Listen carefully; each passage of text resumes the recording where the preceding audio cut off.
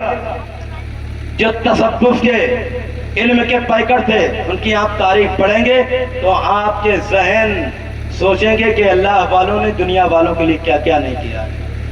ذرا سوچئے تو صحیح. حضرت سرکار نظام الدین محبوب الہی محبت سے بولو یا رسول اللہ. اگر الہی کے نام پر نہیں بولو گے تو کس کے نام پر بولو گے؟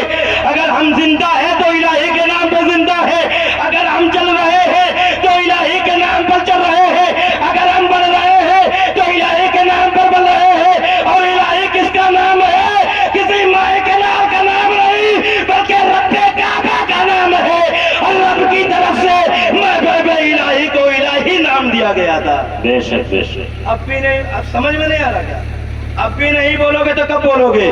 سرکار نظام الدین محبوب الہی اور وہیں پر حضرت امیر قطب جن کا کلام مولانا احمد صاحب نے آپ کو پہلے سنایا تھا.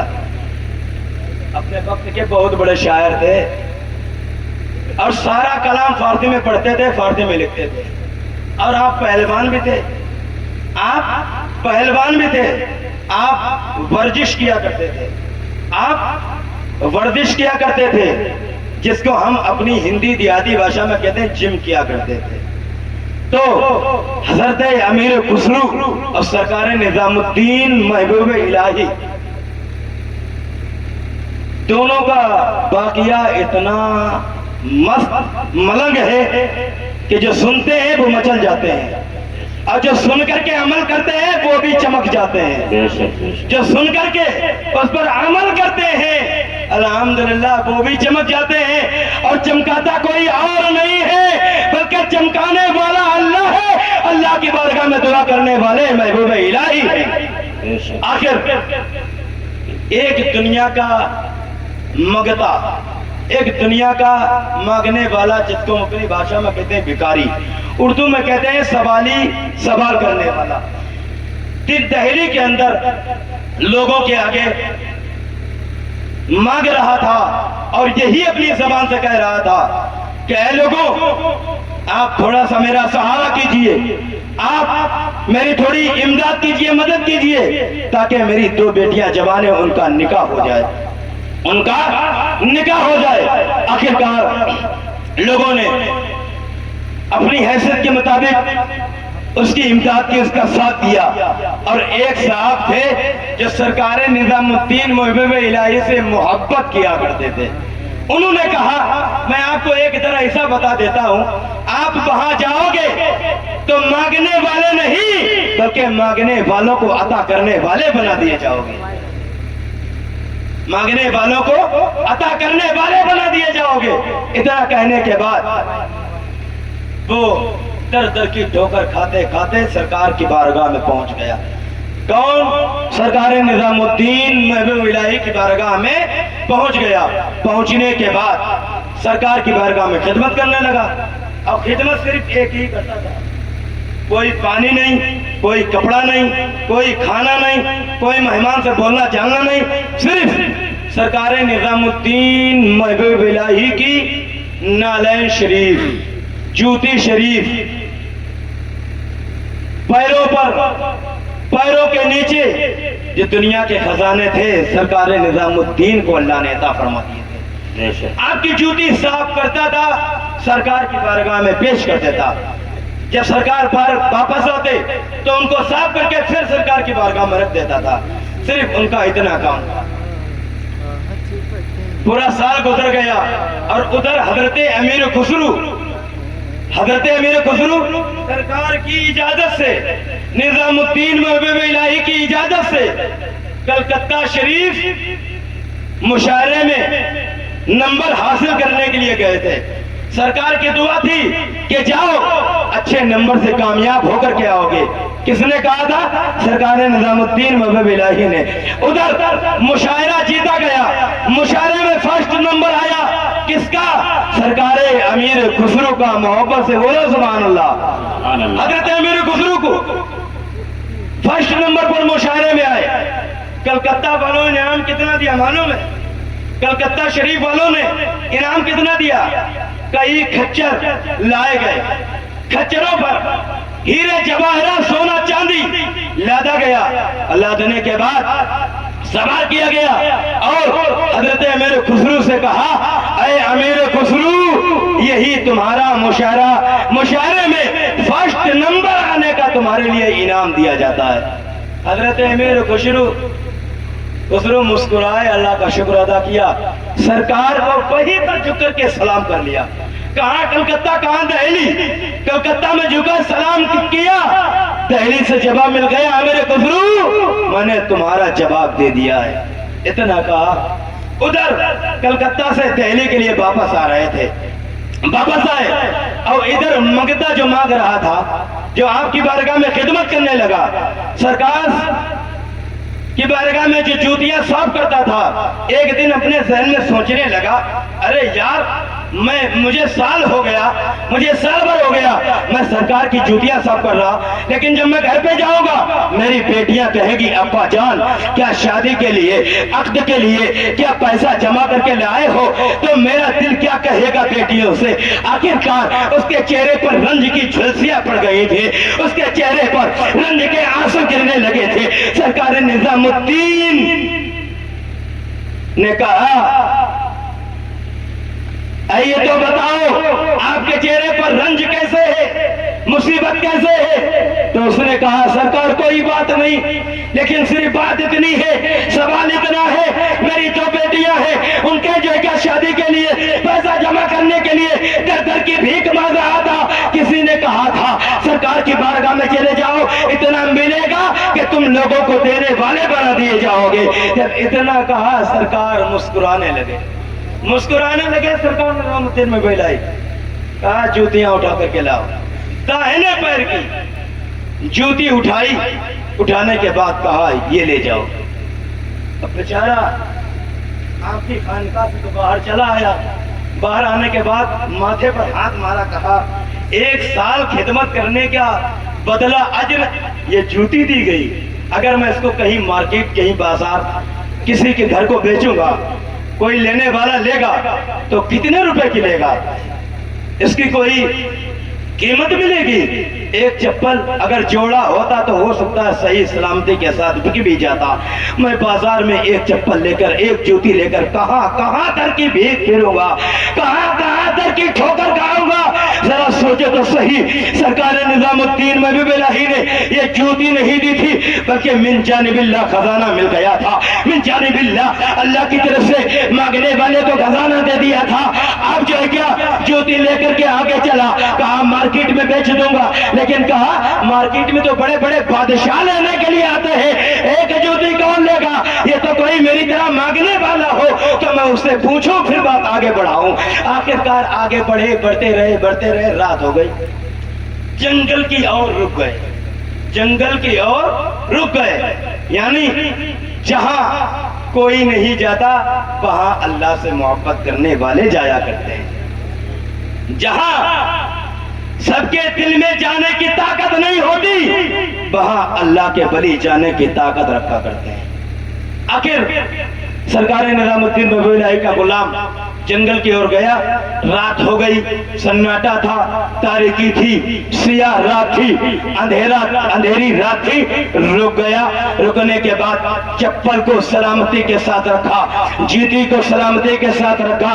उधर से हजरत अमीर खुसरू कलकत्ता से मुशायरा जीत करके कच्चरों पर सोना चांदी लाद करके आ रहे थे।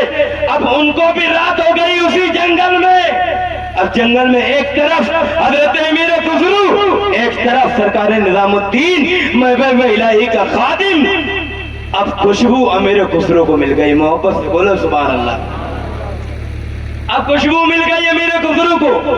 हजरत अमीर खुसरू को खुशबू मिली तो लोगों से कहा आप यहीं बैठो, मुझे यार की बू नजर आ रही है, मुझे यार की खुशबू नजर आ रही। तो मुरीदों ने कहा, लोगों ने कहा, आपकी जमात वालों ने कहा, अरे सरकार बहुत खुश है, आपको खुशबू थोड़ी लग रही है, खुशी के मारे रहा नहीं जा रहा है। जब इतना कहा तो सरकार अमीर खुसरू ने कहा, अरे किसी और यार की नहीं बल्कि अल्लाह के इलाही की खुशबू आ रही है, जो मेरा यार है, जो दुनिया वालों का यार है। आखिरकार نکلے جنگل کی اور طرف، نکلے جنگل کی اور طرف، نکلنے کے بعد جھاڑیوں کو ہٹا ہٹا ہٹا ہٹا کر کے راستے کو صاف کر لیا. جتنا قدم آگے بڑھا، جتنے قدم آگے بڑھے، نظام الدین کی خوشبو ملتی رہی.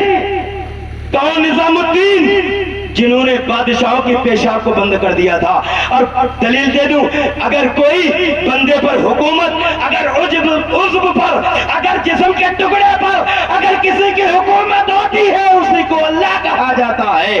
سرکار نظام الدین کے بس کی بات تھی کہ اگر کسی کے جسم پر قبضہ کیا ہے تو اسی کو سرکار نظام الدین محبوب الہی کہا جاتا ہے. حضرت امیر خسرو آگے بڑھے، جھاڑیوں کو ہٹاتے ہٹاتے ایک مرد کو بیٹھے دیکھا. اب خوشبو اور آنے لگی. اب آپ کا ادب دیکھو، آپ کا نہج دیکھو. نہج عربی کا لفظ کہا جاتا ہے طریقہ. آپ کا طریقہ دیکھو، آپ کا طریقہ دیکھیے.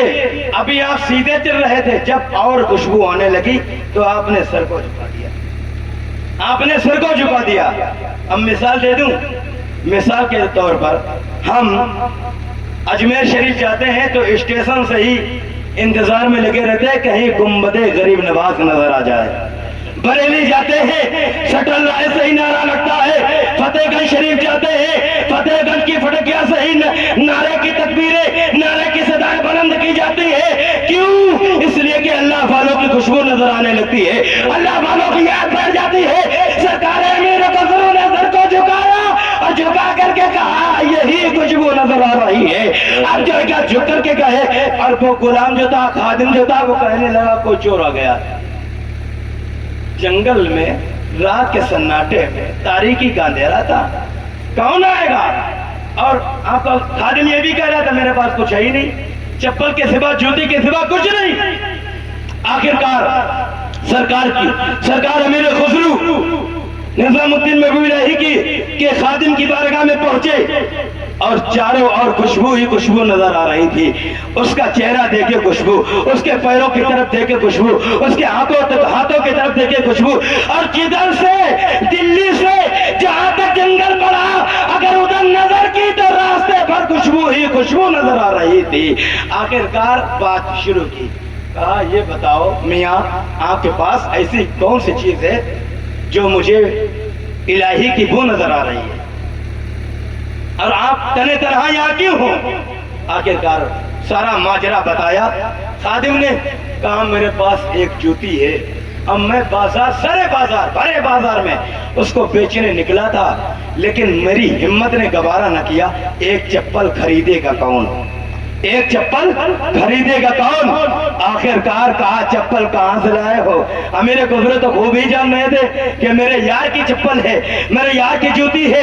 ارے یہ دکھاوے میں تو جوتی ہے، لیکن حقیقت میں اس میں خزانے کی کنجیاں نظر آ رہی ہیں. آخر کہا میں ایک دہلی کے اندر ایک جگہ اللہ والے کی بارگاہ میں تھا، جن کو نظام الدین محبوب الہی کہا جاتا ہے. ان کی بارگاہ میں خدمت کر رہا تھا. خدمت کرنے کے بعد انہوں نے مجھے بدلہ دیا، اجر دیا، ثواب دیا، اس کا بینیفٹ دیا، اس کی نوکری دی، تو مجھے ایک چپل دے دی تھی. وہی چپل میرے ساتھ ہے، میں اس کو سرے بازار بیچنے کے لیے لے جا رہا ہوں. آخرکار اتنا کہا کو اگر آپ کو تکلیف نہ ہو، اگر آپ ناراض نہ ہو، آپ کو غصہ نہ آئے تو میں کہہ دوں وہ آپ چپل مجھے دے دیجیے. غلام خادم نے کہا وہ چپل آپ کیوں لیں گے؟ مذاق بنا رہے ہیں، ایک چپل ہے سرکار کی. کہا مذاق نہیں ہے میاں، اور یہ کوئی دنیا کے انسان کی چپل نہیں ہے، بلکہ اللہ کے محبوب کی چپل ہے. اور اللہ کے محبوبوں کی چپل میں دنیا کے سارے خزانے ہوا کرتے ہیں. آخرکار اتنا کہا قیمت بولیے. سرکار امیر خسرو نے کہا قیمت بولیے. اب زبان لڑکھڑا رہی ہے، نظام الدین محبوب الہی کی خادم کی زبان لڑکھڑا رہی، تو بولوں تو کیا کہوں؟ قیمت بولوں تو کیا بولوں؟ میں اس کے پیسے بتاؤں تو کیا بتاؤں؟ آخرکار سرکار امیر خسرو نے فرمایا ارے خادم میاں یہ تو بتاؤ قیمت کیا ہے، بولو. منہ ماں کی قیمت دے دی جائے گی. آج کوئی اور سودا نہیں، بلکہ اپنے یار کی چیز کا سودا کر رہا ہوں، کسی دنیا کا سودا نہیں کر رہا ہوں، موما کی قیمت دے دی جائے گی۔ امیر خسرو نے جب اتنا کہا آپ کے سمجھ میں جتنا آئے اتنا عطا کر دیجئے۔ آپ نے وہیں پر بیٹھ کر کے کس نے؟ امیر خسرو نے فرمایا جتنے آپ کے ساتھ میں لوگ نے کہا گدھوں پر جو خزانہ لدا ہوا تھا، کہا گدھوں کو یہاں پر لایا جائے، اور لانے کے بعد چپل کو اٹھایا، اٹھانے کے بعد ادب سے چوما، چومنے کے بعد آنکھوں میں لگایا، آنکھوں میں لگانے کے بعد ماتھوں میں بوسہ دیا، بوسہ دینے کے بعد سینے میں لگایا۔ کس نے؟ اب بھی نہیں بولیں گے، امیر خسرو نے۔ بیچ تو رہے تھے خادم، خریدنے والے امیر خسرو، اور وہیں پر فتویٰ نہ لگانا، جواب دے دیتا ہوں۔ آنکھوں میں کیا لگایا جاتا ہے؟ قرآن لگایا جاتا ہے، شجرہ لگایا جاتا ہے، تسبیح لگائی جاتی ہے۔ ہونٹوں میں کیا لگایا جاتا ہے؟ قرآن لگایا جاتا ہے، تسبیح لگائی جاتی ہے، اللہ والوں کا شجرہ لگایا جاتا ہے، نبی کی حدیث لگائی جاتی ہے۔ سینے میں کیا لگایا جاتا ہے؟ سینے میں قرآن لگایا جاتا ہے۔ جس کے سینے میں قرآن لگ جاتا ہے اس کا دل پاک کر دیا جاتا ہے، اس کا سینہ پاک کر دیا جاتا ہے، طاقت کے بطور لوہا سینے کی طرح ہو جاتا ہے۔ امیر خسرو نے جوتی کو سینے سے لگایا، آنکھوں سے لگایا، ہونٹوں سے لگایا، لگانے کے بعد اپنا دستار اتاری، امامہ اتارا، اتارنے کے بعد امامے کو اتارنے کے بعد سر پر رکھا، اور رکھنے کے بعد امامہ باندھ لیا، امامہ باندھ لیا، ٹوپی کے بطور، تاج کے بطور سرکار کی جوتی رکھی۔ کس نے؟ امیر خسرو نے۔ رکھنے کے بعد جوتی سرکار نظام الدین محبوب الہی کی اپنے سر پر رکھی، اور امامہ شریف وہ بھی حضرت نظام الدین محبوب الہی کا۔ آخر جوتی رکھنے کے بعد امامہ باندھا گیا۔ باندھنے کے بعد کہا، ارے خادم صاحب، میاں جی، اس جوتی کی قیمت کوئی اور نہیں بلکہ یہ سارا خزانہ تمہارے حوالے کیا جاتا ہے، خزانہ تمہارے حوالے کیا جاتا ہے۔ جب اتنا کہا تو خادم صاحب کہنے لگے، ارے یہ تو بتاؤ کیا مذاق ہو رہی ہے؟ آخرکار امیر خسرو بولے، یہی میرے پاس خزانہ ہے، اگر میں دہلی سے آتا تو ساری حکومت، ساری تجارت، سارے خزانے، ساری دنیا کی چیزیں تیرے نام کر دیتا۔ میں تو مشاعرہ جیت کر کے آ رہا ہوں، جو کچھ ہے تیرے نام پر ہے۔ نگاہ بلی میں وہ تاثیر دیکھی، بدلتی ہزاروں کی تقدیر دیکھی۔ دیکھنے کے بعد امیر خسرو نے جنگل کو پار کیا، دہلی آئے۔ امیر خسرو سرکار کی بارگاہ میں ادب سے سر کو جھکایا، اور جھکانے کے بعد جیسے ہی سرکار نے نظام الدین کی بارگاہ میں سر مبارک کو جھکایا، سرکار نظام الدین نے فرمایا، اے امیر خسرو، خوشبو بہت عمدہ آ رہی ہے، محبت سے بولا سبحان اللہ۔ ابھی تک تو خادم کہہ رہا تھا کہ خوشبو لاجواب ہے، اب تو پیر امیر خسرو سے کہنے لگے کہ خوشبو لاجواب آ رہی ہے۔ آخرکار کہا، کون سی چیز ہے؟ تو کہا، سرکار کلکتہ شریف میں مشاعرہ جیتا تھا، انعام کے بطور کچڑوں پر خزانے لادے گئے، راستہ پورا طے کر لیا گیا جنگل و بیابانات میں۔ راستے میں کچھ وقت کے لیے ٹھہرا، رکا، وہاں پر ایک صاحب تھے، ان کے پاس ایک جوتی تھی، چپل تھی، اور کہا، میں نے ماجرا پوچھا تو انہوں نے کہا دہلی سے چپل لے کر کے آیا ہوں۔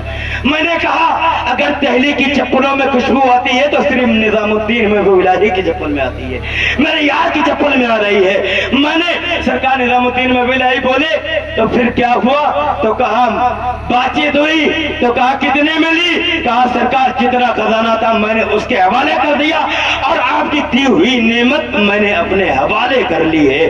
آخرکار اتنا کہا، سرکار نے نظام الدین محبوب الہی کو اتنا پیار آیا امیر خسرو پر، تو کسی کہنے والوں نے کہا تھا اللہ والوں کی نظر میں وہ جادو ہوا کرتا ہے جو اللہ پاک کی نظروں میں ہوا کرتا ہے۔ بے شک بے شک، ید اللہ فوق ایدیہم۔